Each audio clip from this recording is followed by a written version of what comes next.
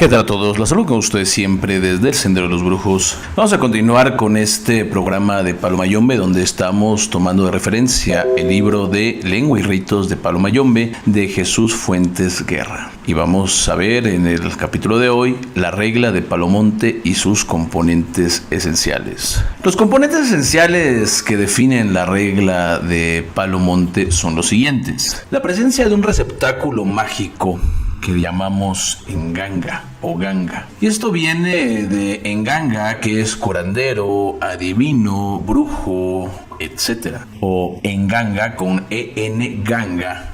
Prenda en kisi, o sea, en kisi, que va a referir a lo que es fetiche, brujería, fuerza mágica, sortilegio.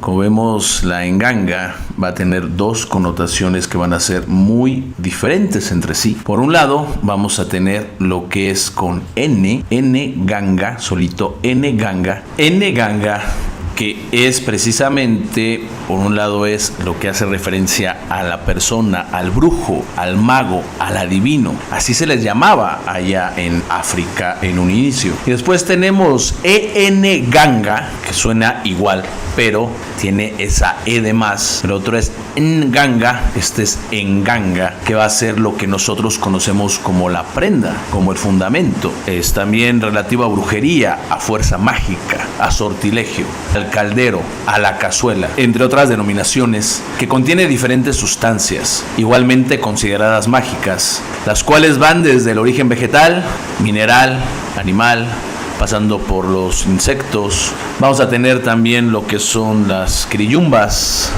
los enfumbes. El segundo punto van a ser la creencia en entidades espirituales, vinculadas con esa enganga o centro de fuerza, de culto de los muertos.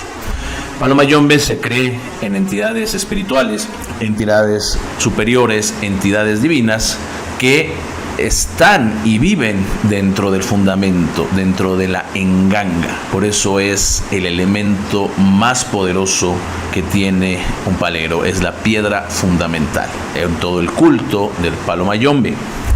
Por otro lado, tenemos la realización de ceremonias de iniciación y rituales de cumplimiento. La ceremonia de la enquimba, tenemos también que es el rayamiento.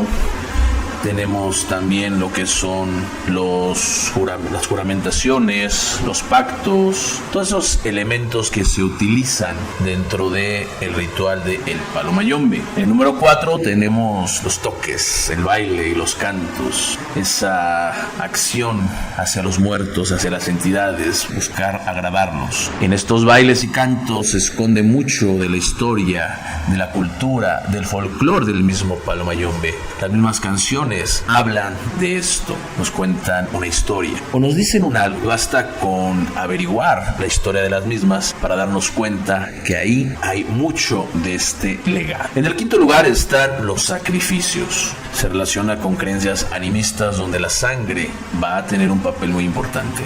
Los sacrificios siempre van a tener una connotación que sea precisa, que sea con respeto y que esté bien fundamentada. No voy a salir con que también los judíos, los católicos hacían también sacrificios y que manejan una doble moral. Eso no avalaría nada y le estaríamos dando importancia incluso mayor a aquellos que nos detractan. Si otras religiones o cultos lo hacen, es su problema, es su propio forma, pero aquí no importa. Aquí, de forma intrínseca, de forma esencial, los sacrificios, sin importar si los hacen o no en otro lado, son importantísimos. Para el Palo Mayombe, la sangre tiene ese poder, esa energía, ese combustible que sirve a los espíritus para que puedan interceder y actuar por nosotros. En el sexto lugar tenemos lo que son las ofrendas, las comidas, las bebidas, que pueden ser desde los aguardientes, que pueden ser desde preparaciones especiales, ciertos licores, que puede ser el pescado, el café, las frutas. Todo esto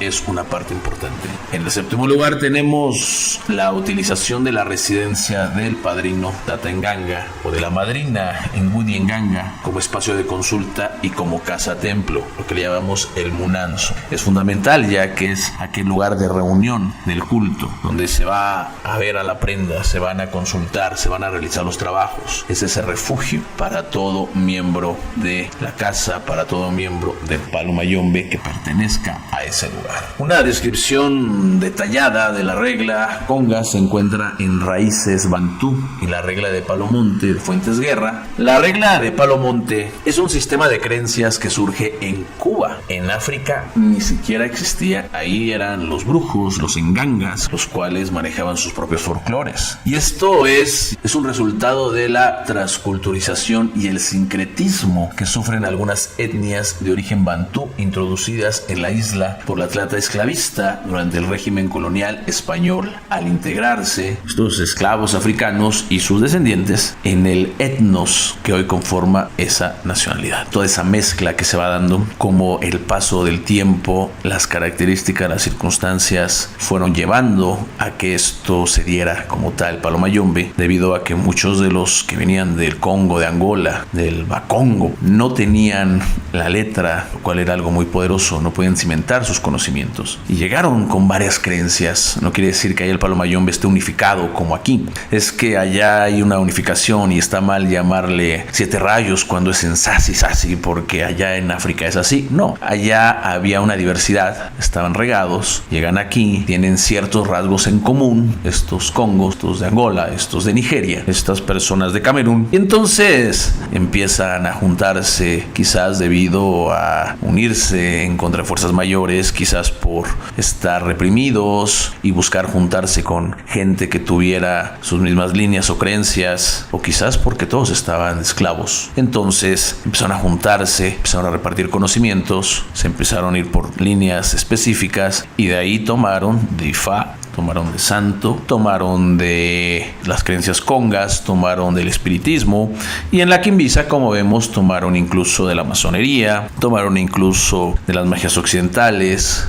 y de muchos otros sistemas. El querer decir que el Palo Mayombe es una rama pura que viene de África y que se fue ensuciando o fortaleciendo, como es el caso de la Oshifa, sería entonces tener un desconocimiento de estos temas. El Palo Mayombe como tal es de Cuba, se fue totalmente creando en estas tierras. Tan es así que si nosotros vemos los cantos, vemos los lenguajes, esto es una mezcla de todo esto. Ahí es donde se comprueba este origen, la mezcla entre los vozalismos, el español mal hablado, un poco de francés, un poco de portugués, un poco incluso de yoruba, un poco de congo, es lo que realmente componen lo que es la jerga en el lenguaje del Palo Mayombe. Elementos de los credos bantú son los que se van mezclando: culto a los ancestros, al enganga, al receptáculo mágico, digamos, es la base de lo que es el Palo Mayombe. Se amalgaman con componentes religiosos, los yorubas, los lukumi, veneración a los orisas, al panteón de divinidades, que aquí se le empezaron a llamar impungos. Por eso aquella falta de conocimiento e ignorancia, donde algunos pertenecientes a la religión de la Oshifa dicen que el Palo Mayombe atrasa, que el Palo Mayombe es negativo, que el Palo Mayombe es oscuro, cuando en realidad, en esencia, vienen siendo lo mismo.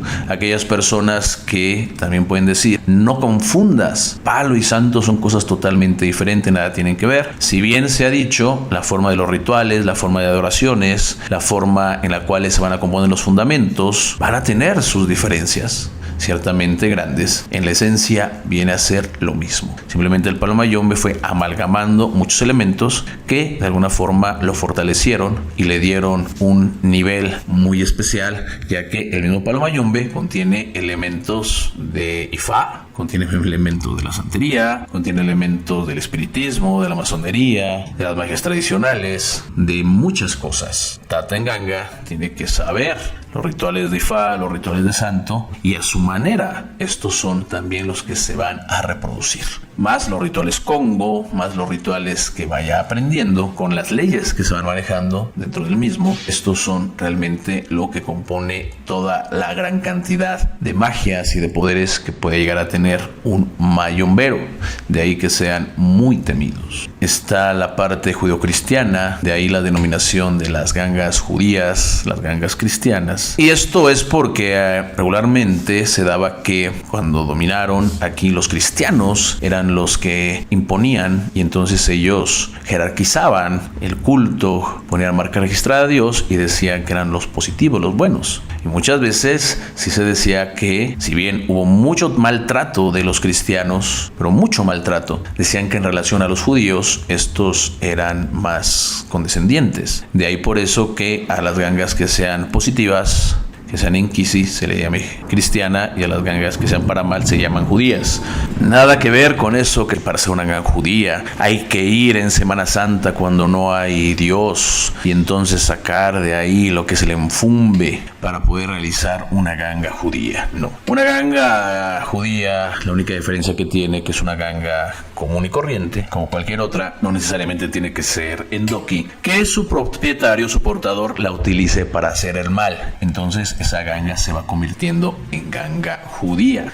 Del judeocristianismo se tienen lo que son los bautizos, que que formarían como una parte importante de lo que es el palo mayombe a su manera, dado en iniciaciones, en algunos rituales que hacen en los ríos. También toman la parte de la catequesis, las misas, iconografías. Los mayomberos también tienen ese sincretismo entre las deidades junto con las cristianas, de igual forma que lo hacen los de la Osha Ifa.